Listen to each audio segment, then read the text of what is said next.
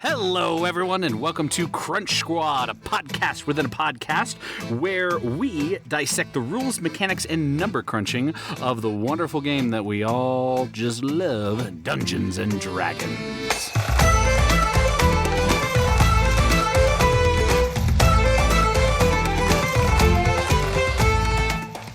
I am Jacob, not the normal host of Crunch Squad, mind you, but I am here today because the host has become the hosted. Yep, that's how it happened. Perfect.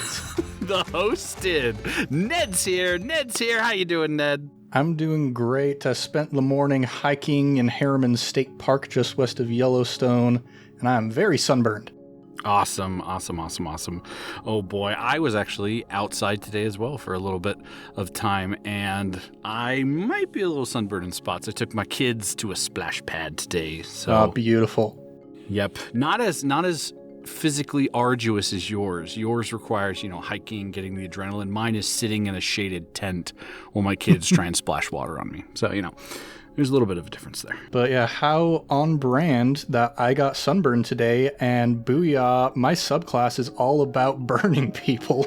Yes, it is. It is, because Ned, obviously, as many of our listeners know, is a druid. That is the class, but every class has a subclass, something that they can dive more specifically into. And Ned's, I have to say, is very unique. That's because you can't find it in most resources. I believe it's a homebrewed subclass, or it's created kind of on the side by another group. Is that correct? Yes, this is a third-party subclass. It comes from an adventure called Odyssey of the Dragon Lords, which, based on its title, you might be able to discern is a Greek mythology-themed adventure. This was kickstarted a year before Wizards of the Coast released Mythic Odysseys of Theros, but it was written by a couple guys who used to work at BioWare. So, the guy who wrote the first two Baldur's Gate games is the guy who wrote this D&D adventure. Oh my gosh, I love those Baldur's Gate games. That just takes back to a little meet and greet thing of how we all get geeky and where our past comes from. That's awesome. And this subclass is called the Circle of Sacrifice. Google it, yes. Look it up. It's pretty interesting. Now, I guess the first question for you is, before we get to kind of the breakdown of what this offers and what you can do with it, is why this class, or why this subclass specifically? Why was this the one that kind of drew you in more than all the other things, both in kind of official Wizards of the Coast and all the other things you can find online? Why this one in particular for you, Ned? So with Odyssey of the Dragon Lords, they made a subclass for each of the main classes that had kind of a Greek theme to it. And this one in particular, I loved the versatility of it. The Circle of the Moon Druid is the one that it's like, if you're going to play a Druid, that's probably the one to go with, because you can wild shape into crazy powerful stuff right off the bat. But I wanted something that was a little more unique and something that gave me some more support options, something that gave me some more healing options, and I also just loved the flavor of it. So this being the Circle of Sacrifice, it's themed around the real-life druids from kind of the era of ancient Greece. And this might be a bit of an esoteric pull. Not many of our American listeners have probably heard of the comic book series Asterix and Obelix. It was written in France, if I recall correctly, and is more popular in Europe. I have no idea how I discovered it because I grew up in Idaho, but there's this wizard in that comic book named Getafix, and he's this man with a white robe and a long white beard, and he carries around a sickle, and he chops down sprigs of mistletoe to make his potions out of. Very much this classical IRL druid sort of vibe. And so all of the mechanics of this have to do with that original druidic idea of being priests, being people who sacrificed to the gods on behalf of their people. I think that's so hilarious, because not often, but every once in a while, we always randomly make Fleeple, not make Fleeple, but say Fleeple's a cleric, and it's like, nope, Fleeple's a druid. But this subclass kind of, I guess, leans to why we're all having that Freudian slip, is because it is a very priest-like subclass. I mean, just on the surface, as I have the page up here, the description, I'm going to read the first couple sentences saying, Druids of the Circle of Sacrifice believe that nature connects one to the entire universe, including the stars and the astral void between planes. They know that immutable laws have been set down by great powers of the universe, and that sacrifices must be made to these powers in order to keep the balance. So, Ned, what sacrifices is Fleeple making? oh, well, every so often he immolates somebody, and That's right. that becomes the penance from this child of sin, as it were, in that prayer that I used to say a lot, but have not said very much lately. But it goes back to, our very first episode, I think, when I first used my immolation feature. You are right. That was I think that's when both me and Mickey and our counterparts, obviously, that were playing, Lance and Malamara, when we really was like, holy crap, this guy's not just like your little kobold who's also like, I do spells, but it's like, oh, he's doing crap. Tell us about that specific. That's the first really feature we were introduced to. Literally, episode 1 was the immolation feature happening at level 2. You get that at level 2. Tell us a little bit about that. Yeah, it's part of the Ritual of Sacrifice, and we're very fortunate that Thomas let us start at level 2 instead of level 1, because level 1 is the pits in 5e. Holy cow. Mm-hmm. But yeah, there are a couple things that come with the Ritual of Sacrifice. First, you automatically know the Produce Flame cantrip, and what's even better, when you cast Produce Flame, you can add your Wisdom modifier to the damage roll, which is amazing for cantrips and just for spells in general. Because, if you're attacking somebody with a dagger or with a bow and arrow, you get to add your Strength or your Dexterity modifier to the appropriate type of attack. But spells don't often get to add your modifier to them. Yeah, your roll is your roll normally, but here it's different. Yeah, so it's a very punchy cantrip right off the bat. And then you have the immolation feature, which is whenever you reduce a creature to 0 hit points, I can choose to immolate them as a sacrificial offering. The creature is engulfed in fire, and every ally within 60 feet of the immolated creature gains the effects of the Bless spell for 1 minute, concentration not even required. Woof. Yeah, you've heard that used to pretty good effect already in the podcast, a few episodes that I've used it. I can use it a number of times equal to my Wisdom modifier per short or long rest. So yeah, it's a really amazing support ability right off the beginning, because not needing to concentrate on a buffing spell like that is huge. Mm-hmm. I was just going to say, and just as a reminder for our listeners, the bless spell, in case you don't have your book right on you, is again where you can bless up to, well, it says in the thing originally 3 creatures, but according to this kind of modified immolation feature, it says, again, that you are doing this to every ally within 60 feet. Every ally, not just 3. Now, there's only 3 of us in this campaign, but if we have a couple tag-alongs like we did previously when Heather and Caleb joined us, Brick and Mortar, you can get everybody if everyone's close by you. Mm-hmm. And when you're doing that, again, it says whenever a target makes an attack roll or a saving throw, you get to add the D4. You got this sport, but it's just there. Yeah. For the whole minute. Yeah, and I've mentioned before kind of the difficulty of concentration spells being a druid is there's so many great spells, but so many of them require concentration, and you can only have 1 concentration spell up at a time, except for this guy. This guy, yeah. That is such a unique feature that you are just allowed to do it, no concentration required. But to be fair, there's a trade-off. It's also freaking terrifying because you are literally it's not just like, oh, I hit him with fire and he kind of died from that last wound. It's, oh no, the enemy is on fire, burning to basically ash to be able to give us this blessing. Yeah, so it's definitely ties into some of the moral zealotry and moral grayness that Fleeple had early on in the campaign especially. But yeah, and as we get into the higher levels, a D4 doesn't make as big of a swing as it does at the lower levels. It's still helpful, but yeah, especially at those low levels, being able to add those D4s was a huge thing for us.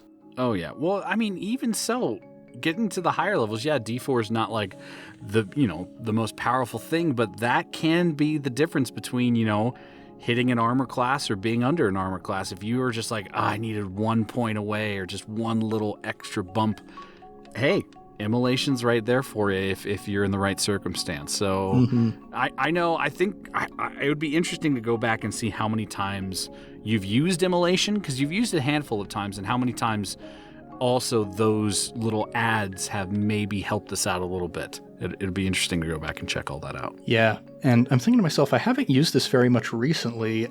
I'm not sure how many enemies I've reduced to 0 hit points lately, actually, now that I think about it. That's true, but I mean, to be fair, Thomas, step up your DMing here. But Thomas has faced us with a bunch of big bads by themselves for a couple of times. We had, obviously... we had the Beholder that we fought in kind of the book campaign, which he had a couple of side guards, but I believe you were in the main room, so you weren't really battling those side guards much. And then after that, we murdered a Geth. And then we kind of went down into the dungeon, and don't want to spoil it. Well, I guess you should be caught up if you're listening to this episode. We fought the Ghost, and then we might have a couple other more things to fight, but they're very much there's going to be hopefully more opportunities in the future for us to get multiple enemies so Fleeple can get out this feature. Yeah, and like with the Beholder, sure, I quote-unquote defeated the Beholder, but that's true. It's specific here. You have to reduce the creature to 0 hit points to get the Immolation, and that's true. That Beholder still had a lot of hit points when we beat him. That's true. Good old Sloth Beholder. Who knew?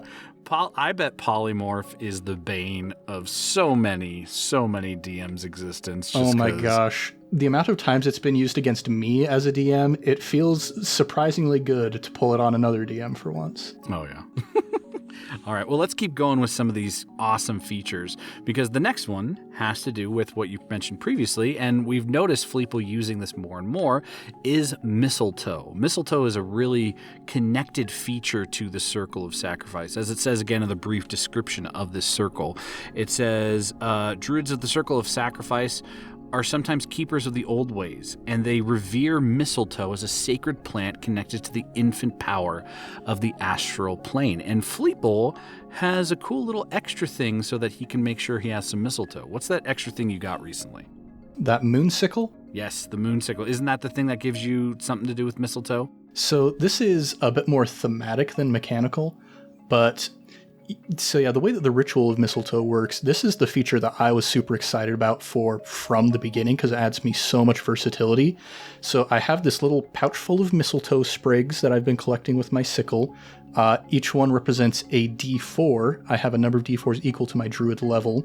And on my turn, I can use a bonus action to expend one of the sprigs of mistletoe to perform one of 4 different rituals. And the fact that it's a bonus action is super amazing. I love that so much because it leaves my action open for bigger stuff. It's very true. It's really useful. So you've got the Divining Ritual, which lets me cast Detect Magic without using a spell slot. The Healing Ritual, which lets me cast Cure Wounds as a first level spell without a spell slot. I can't upcast that one, which would be nice, but you know, what you gonna do? I've got the Purification Ritual, which lets me cast Purify Food and Drink without a spell slot, and the Song of the Solstice, which casts Heroism as a first level spell without using a spell slot. Interesting. Detect Magic, Cure Wounds, Purify Food and Drink, and Heroism, all things you can do on a bonus action with this. Yeah, so I've got healing spells, I've got support spells, I've got utility spells, exploration spells, all of these encompassed in this little Ritual of the Mistletoe here. Interesting. So when it says your sprigs, I'm reading it as we're talking about this, your sprigs of mistletoe are represented in the number of D4s equal to the Druid level. Do those D4s on the side are just like good, helpful reminders to you that, oh yeah, I have these things on the side? So the way that those actually come into the mechanics of it, if I cast a spell that restores hit points, I can expend any number of those mistletoe sprigs, roll those dice, and add them to the number of hit points restored. Oh, okay. So we just recently became 7th level, so you have 7 D4s on the side to use in this case. Okay, and then so that's for the Cure Wounds specifically. That wouldn't apply to the Direct Magic, the Divining Ritual, or the Heroism, correct? You don't use the D4s for any of those things, correct? Yeah, so it's kind of 2 distinct purposes. One is I can activate the ritual just by getting rid of one of those sprigs, and in that case, it doesn't necessarily matter that it's represented by a die, but when I use it to heal specifically, that's when I actually roll those dice. Interesting. Yeah, and I regain all of them after every long rest. All of them? Wow, okay, there you go. Man, you're just stacking it. No wonder Thomas is like, I remember when us talking about your side thing, and at one point Thomas made a comment of like, "Oh boy, I gotta prepare for this," because it has some unique features I've never seen in any other kind of subclass of any spellcaster. This is crazy. And so so your Moonsicle that you got does not have anything to do with the mistletoe. Correct. That is more just the thematics of it, because I love, like I said, that image of the druid with the white beard and the white robe cutting sprigs of mistletoe with the sickle. But even aside from that, having a +1 sickle to use as a magic focus is pretty nice. With that visual in mind, I think we need to get, I forgot the official name of it, but we need to get that, I think it's or the Belf of Dwarven Kind. We need to get Fleeple that so that he can officially, Kobold can grow a beard and have that image just completed.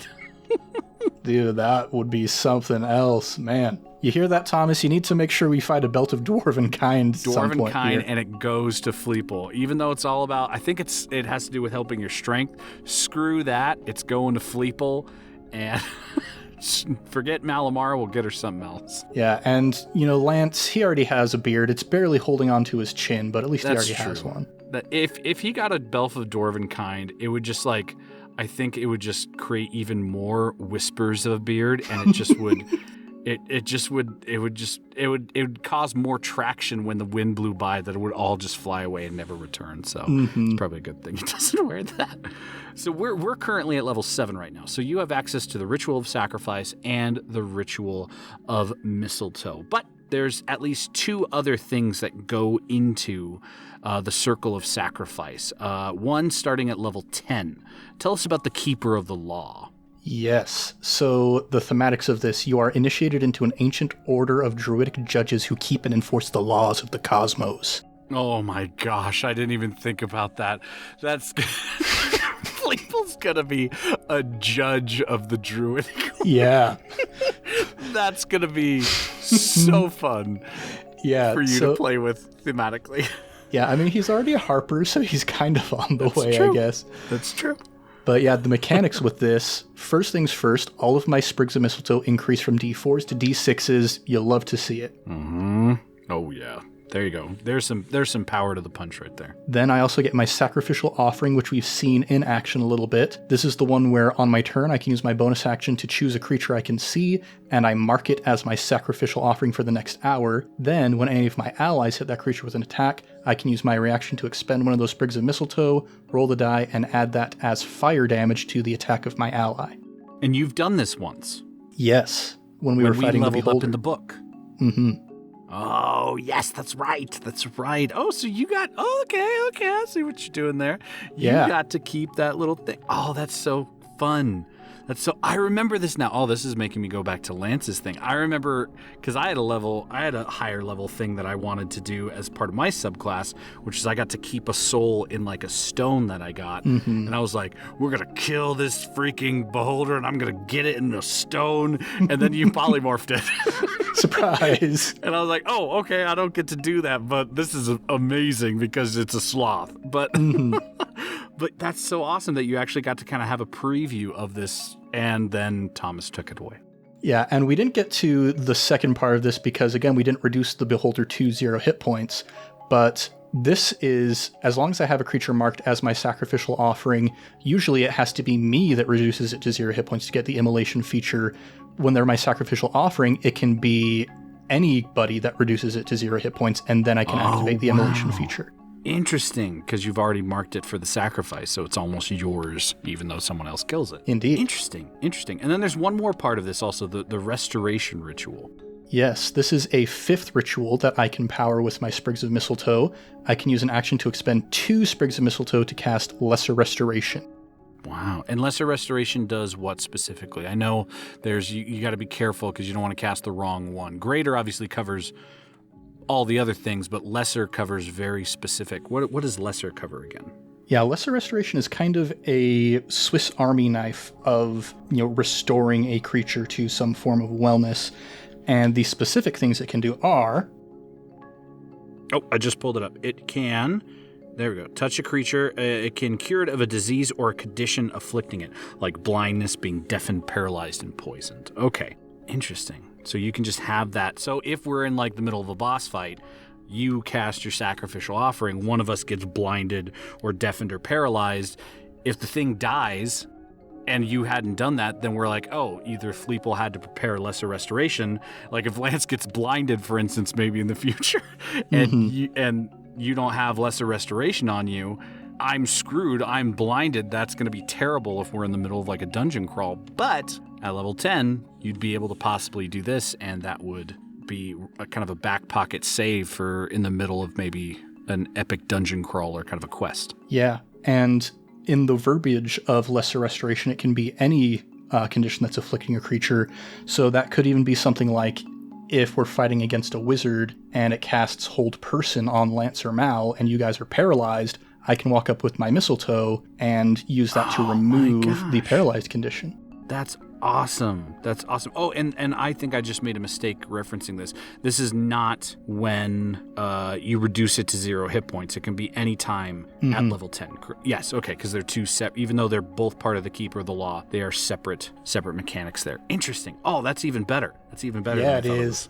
Wow. Yeah, we're seeing why I'm so enamored with this subclass. There you go. Fleeple's going to be definitely making a DM struggle to take us down with more and more of these benefits going our way. That's the idea. Oh, boy. All right. Wow, that's really cool. The last one that's marked, obviously, on the page for this specific subclass. There are other ones that are part of the Druid that we went in previously and people can look up easier. But this one is the Astrological Wisdom. Oh, boy. 14th level. Tell us about this. Yeah, and this also ties into the IRL lore of Druids, that they study the stars, they study the astrology, and so you have studied the stars and memorized the pathways that connect the material plane to the astral plane. First things first, my Sprigs of Mistletoe increase to D8s, and I gain access to the teleportation circle spell, and I always have it prepared. Oh my gosh, that's OP. Oh my gosh, okay. Well, that's 14th level, baby. It's time for that's true. Characters to be OP. Yeah, that's when you become golden gods, I guess, don't you? You're starting to really step up into the big leagues. That's awesome. So you have teleportation circle always prepared. You can always get us places. In teleportation circle, you have to, I believe, for that have a connecting circle. That's where you kind of do the wizard-like thing where you have circle connections and you've been allowed into different circles across the realm. Is that correct in my understanding? Correct. And the other part of this feature that really helps with that is called the Stone Circle feature. And this ties into, Stonehenge, who built that? It was the Druids, because they were using it to chart the stars and that kind of stuff. It was a kobold named Fleeple. That's who it was. Yeah, exactly. Fleeple invented Stonehenge. TM. He did. So the way that this works is I can spend 8 hours and 12,000 gold pieces if I want to basically build Stonehenge. I inscribe these standing stones with druidic sigils. Each stone is 10 feet tall and weighs 1 ton. How does Fleeple do that? Magic, baby. I like that it just says, you may spend 8 hours and this amount of gold to construct it. Like, if this happens, Mal and Lance are just sitting on the side being like, what is happening? Just seeing like Fleeple hauling stone on his shoulders, like, I'm going to build this. And what's the benefit? You're hauling all this stuff, 10 feet tall, weighing 1 ton. Holy crap. And then that stone circle becomes a permanent anchor location for my teleportation circle. I can always go back to that location by casting teleportation circle. Interesting. That's great. And and a permanent anchor location. Wow.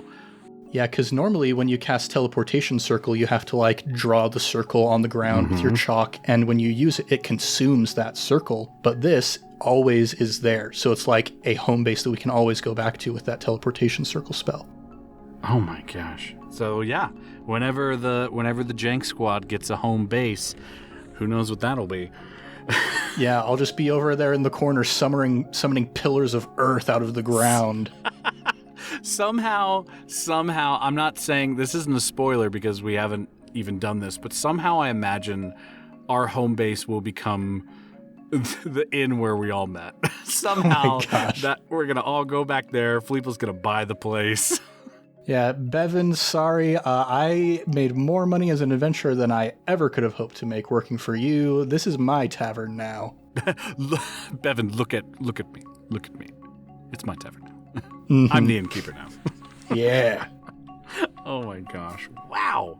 Man, this thing has a lot to pack. And these are some very unique things too, as we see in a lot of different subclasses. Every subclass has, in any class itself, has very unique features, but some of them tend to cross over each other, where you're like, oh, okay, this is wild shape, but a different thing to do, or more accessibility to it, or, oh, okay, like as a druid, I know there's again, I'm messing up my druid subclasses here, but there's the one where you can have more access to different spells, according to like Circle if of you're the a land Land druid or a sea druid, but you see that a lot. Like clerics have that, where clerics are like, oh, if I'm this type of cleric, I can access these different kinds of spells. This is very unique. I have not seen this kind of subclass in almost any other class. Yeah, and I will say for any of you who are hearing this and you're liking what you're hearing and you want to try it out, this is included in, if you go to like DriveThruRPG and search Odyssey of the Dragonlord's Player's Guide, you can download it for free. It includes a bunch of lore about the world of that campaign, but it also includes all 12 of these subclasses. And some of my favorites, there's the Bard, has the College of Epic Poetry, where you write this poem about your friends as they're exploring, and the longer your poem gets, the more powerful your bardic inspiration gets. Or there's for the Amazons, the Circle of the Amazon, no, for the Ranger, the Circle of the Amazons, where you can like get Xena Warrior Princess stuff where you've got a chakram that you're bouncing off of people, or like Wonder Woman, you can deflect arrows with your bracers. Then probably the coolest one thematically is for the Paladin, the Oath of the Dragonlord. You just become a dragon rider. Oh my gosh. You basically start playing the game Dragonborn, or not Dragon. You become the Dragonborn of Elder Scrolls. Yeah. Oh my gosh, the DLC of Elder Scrolls. Oh my gosh. Wow, this is a really cool. And again, let's just give a shout out again to who made this. Yes, it is published by Modiphius Entertainment, written by James Olin and Jesse Skye. Just a whole bunch of great stuff in here. I am in love with it. This is crazy. Yeah, I'm excited. I'm probably going to geek out and after we get off this, look up things. Do they have one for a rogue by chance? Yes, the Odyssean.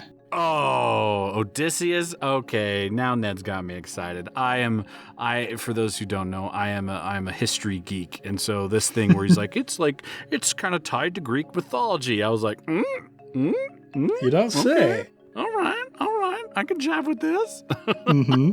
Oh, this is awesome. All right, well, thank you so much, Ned, for telling us all about this. Do you have any other things that you want to talk about just with how much this specific subclass has really expanded and kind of maybe broadened your gameplay of Dungeons & Dragons?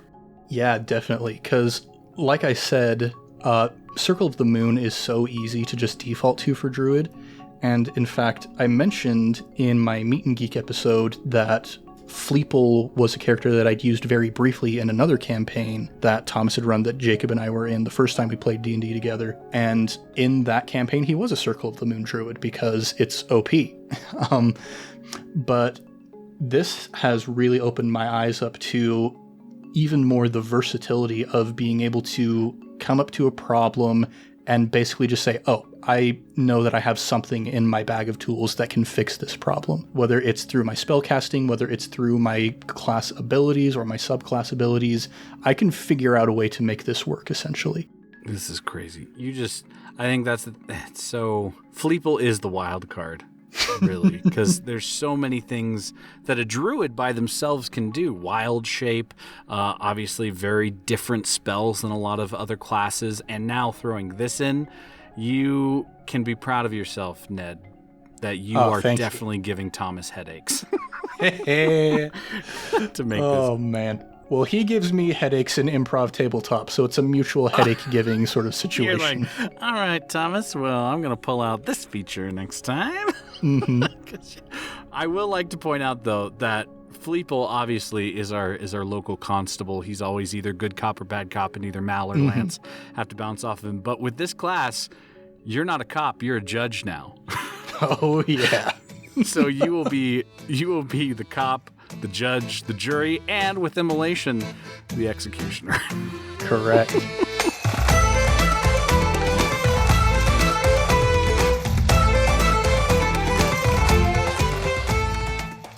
right, again, Ned, thank you so much for kind of diving into your subclass with us. We encourage everyone to go check this out. Go check out the Circle of Sacrifice and all the other different subclasses that are offered in this package that Ned referenced to. Thank you so much, everyone, for listening to this week's episode of I Cast Fireball with our special episode of Crunch Squad. We hope you've enjoyed listening as much as we've enjoyed talking about the mechanics, just the overall awesomeness of our classes and subclasses.